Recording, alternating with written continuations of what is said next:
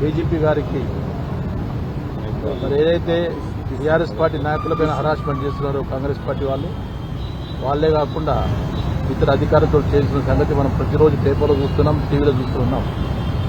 ఈరోజు ప్రత్యేకించి ఎవరైతే బీఆర్ఎస్ యాక్టివ్ ఉన్నారో యాక్టివ్ నాయకులపైన కేసులు పెట్టి వాళ్ళ లోపలి వచ్చే ప్రయత్నాలు చేస్తున్నారు. కాబట్టి దాంట్లో భాగంగా ఈనాడు మరి హరీష్ రావు గారిని ఎంత విధంగా వేధించే ప్రయత్నాలు చేస్తున్న సంగతి మనం చూస్తున్నాం. మరి ఇక్కడ చక్రధర్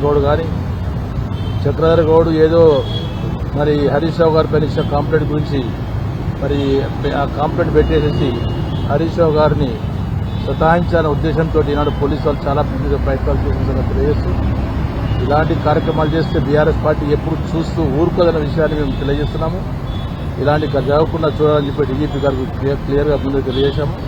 ఎటు చూసినా కానీ ఎవరైతే యాక్టివ్ ఉన్న వ్యక్తి పైన అక్కడ లోకల్ కాంగ్రెస్ పార్టీ లీడర్సే కాకుండా బీఆర్ఎస్లో ఉన్న వ్యక్తులను కొంతమంది దగ్గర పెట్టుకుని వాళ్ళపైన కూడా కేసు పెట్టి ఏర్పాటు చేసిన సంగతి చూస్తున్నాం. కాబట్టి ఇలాంటి జరిగితే బీఆర్ఎస్ పార్టీ ఎక్కడ హైదరాబాదే కాదు త్రూఅవుట్ తెలంగాణ ప్రాంతంలో ఎక్కడ ఊపుకునే పరిస్థితి లేని చెప్పే విషయాలు డీజీపీ గారు తెలియజేశారు. ఇంత చెప్పాలి.